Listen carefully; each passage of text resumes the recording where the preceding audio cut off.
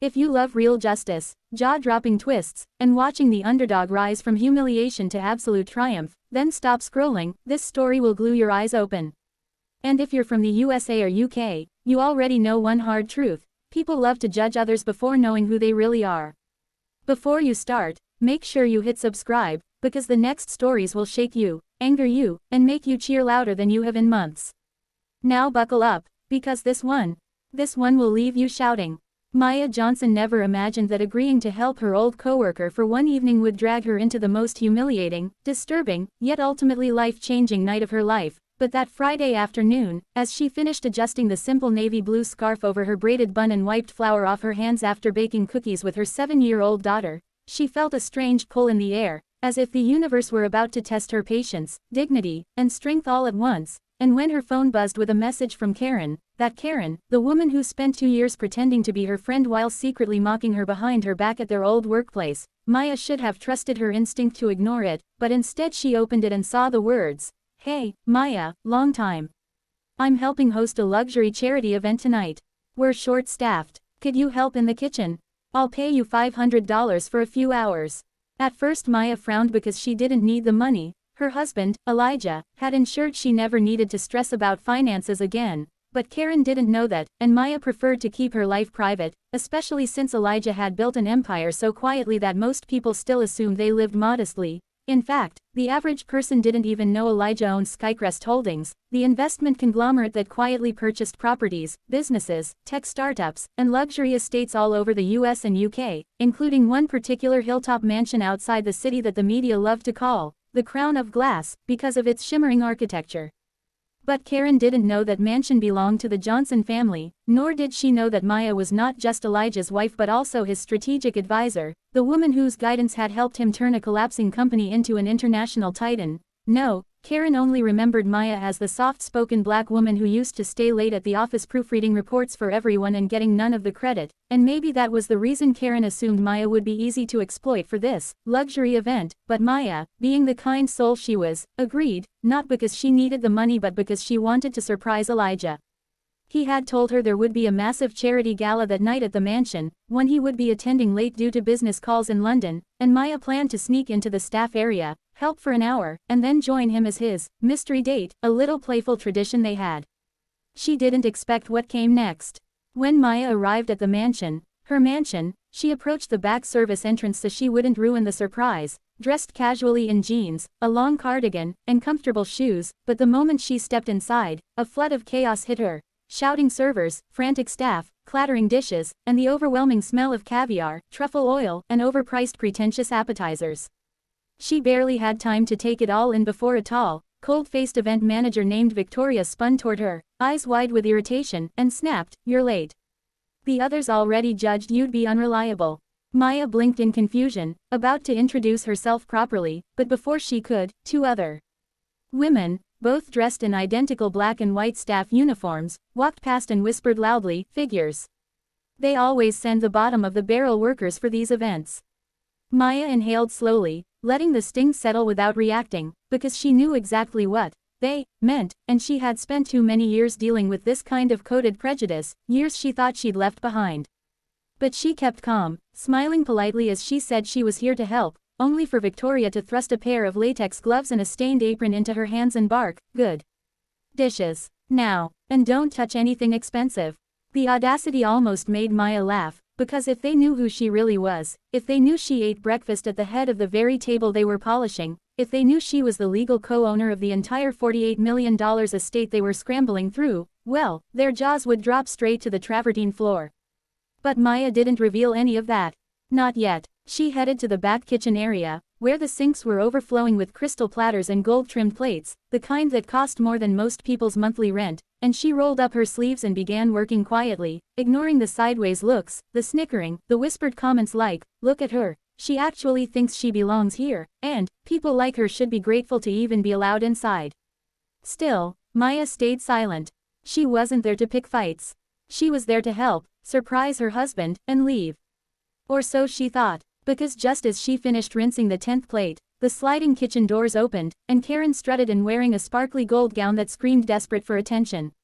She spotted Maya, gasped dramatically, and then burst into laughter, clapping her hands like she'd just won a bet. "Oh my god, you actually came. And they put you on dish duty?" She cackled. "Well, I guess some things never change." The other staff joined her laughter, and someone even muttered, "She looks like she belongs here, though." That comment stung harder than the others, not because Maya believed it but because she had fought so hard to build a life where she was respected, valued, and loved, and yet here she was, judged instantly and shoved into the lowest position in the room. Karen then grabbed Maya's arm roughly and pulled her closer. "Listen, Maya, don't embarrass me tonight. This crowd is elite, bankers, CEOs, old money families from the UK, you know, real power. Just do what you're told." Maya felt something inside her twist. Real power. Her husband could buy half the people in attendance without blinking. But still, she nodded calmly, hiding her simmering irritation. And that's when the night shifted. Because as the guests began arriving, dressed in diamonds, tuxedos, and designer gowns, the gossip in the kitchen intensified. One server rushed in breathlessly, shouting, "He's arriving soon. The owner of the mansion. The mystery billionaire." Another worker squealed, "I heard he's young, crazy rich, and insanely private. Nobody has seen him in person except top-tier investors." Maya had to bite her lips so she wouldn't laugh. Elijah wasn't mystery billionaire. He was her goofy husband who still danced while brushing his teeth and cried during dog rescue videos. But as the hype continued, Karen smirked and said, "Whoever he is, he definitely isn't someone who'd look twice at someone like her." Every head turned toward Maya. Someone snorted. Maya finally felt her patience snap, but she still held her tongue. Because Elijah would be there any minute. And when he walked into that ballroom, when he saw her, when everyone realized the dishwasher was the wife of the man who owned everything around them, their expressions would be priceless. Except something went wrong. Terribly wrong. Elijah texted her. "Running late. Complication with the London deal. Don't reveal anything yet. Love you." And before Maya could reply, Victoria stormed in screaming, "We're short on servers. You," pointing straight at Maya, "get out there and serve the guests. Try not to embarrass us." And just like that, Maya was shoved out of the kitchen and into the dazzling, diamond-bright ballroom of her own mansion, wearing a stained apron, carrying a tray of champagne, as every elite guest turned to look at her. And that's when the worst humiliation of the night began. Maya stepped into the ballroom balancing the silver tray, trying to stay invisible, but the wealthy guests, draped in diamonds and entitlement, noticed her instantly, not because of who she was, but because of who they assumed she wasn't, and within minutes a group of smug socialites waved her over as if summoning a servant from ancient times, one of them snapping his fingers and saying, "You missed a spot. Wipe my shoe." It touched the floor, and though Maya felt heat flash through her chest, she stayed composed, letting them embarrass themselves with their cruelty. But things escalated when the governor's wife from the UK, Lady Halstead, arrogantly scoffed, "People like you are lucky to be allowed to serve in a place like this," and before Maya could walk away, Karen appeared behind her and loudly announced to the entire cluster, "She's just a kitchen helper, we had to put her somewhere," causing laughter to ripple around the table while Maya clenched her jaw and kept moving, reminding herself that Elijah would walk in any second and end this nightmare. Except fate wasn't that simple, because instead of Elijah, a tall man with a press badge approached her and whispered urgently, "Is it true the billionaire's wife is secretly among the staff tonight? Someone tipped us off," and Maya felt her stomach drop. Someone was trying to expose her for a scandal she didn't even cause, so she shook her head and quickly retreated, but Karen suddenly blocked her path, yanking the tray from her hand and hissing, "You're causing problems, go back to the kitchen and stay there," pushing her so hard she stumbled into a table, spilling champagne onto the dress of a high-profile British influencer who immediately shrieked that Maya had ruined a $10,000 gown, causing the entire ballroom to stare. And just when security grabbed Maya by the arm and began escorting her to the back like she was trash, the double doors burst open, and Elijah strode in, tall, striking, dressed in a midnight black suit, and when he saw his wife being dragged, his expression turned deadly as he thundered, "Take your hands off my wife." The entire room went silent. Every cruel guest froze. Karen's face went pale as chalk. And in that breathless moment, the truth detonated like an earthquake. The woman they forced to wash dishes was the mistress of the mansion. The room froze as Elijah stepped forward, his eyes blazing with a fury Maya had only seen once before, years ago, when someone tried to publicly humiliate her at a business conference, and this time, his voice sliced through the ballroom like a blade when he repeated, slower and colder, "Take your hands off my wife." sending the guards stumbling back in terror as they realized the man they were manhandling her for was the very man signing their paychecks, and as whispers erupted across the crowd, his wife. The dishwasher. The kitchen girl. Elijah wrapped his arm protectively around Maya and lifted her chin gently, asking softly, "Are you hurt?" Before turning, face hardening into steel as he addressed the hundreds of horrified guests, tonight was a charity event meant to support dignity, opportunity, and respect. Yet the woman who owns this home, who built our charity foundation with me, was insulted, shoved, mocked, and treated like a servant. A heavy silence spread, broken only when Lady Halstead stammered, "We didn't know," only for Elijah to respond sharply, "And that is exactly the problem. You don't treat people with respect because it's right, you treat them based on what you think they're worth."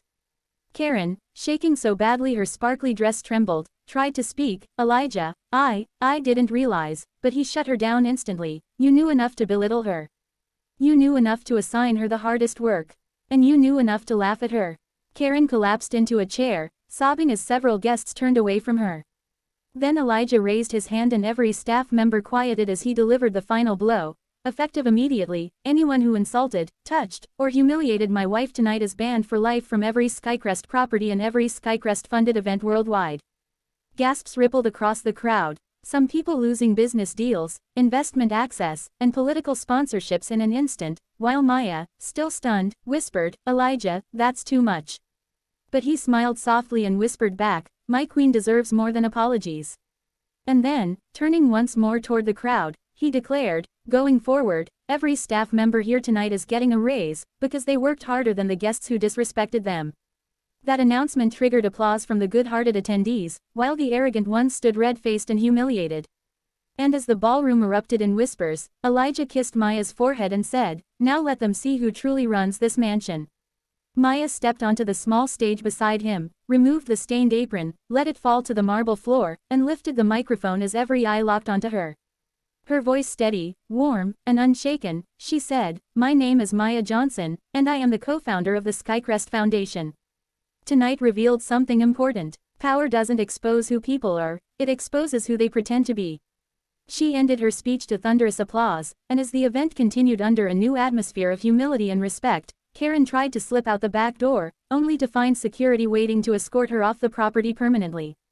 And later that night, as the mansion lights dimmed and Maya curled beside Elijah on the balcony overlooking the city, she whispered, "Thank you for standing up for me."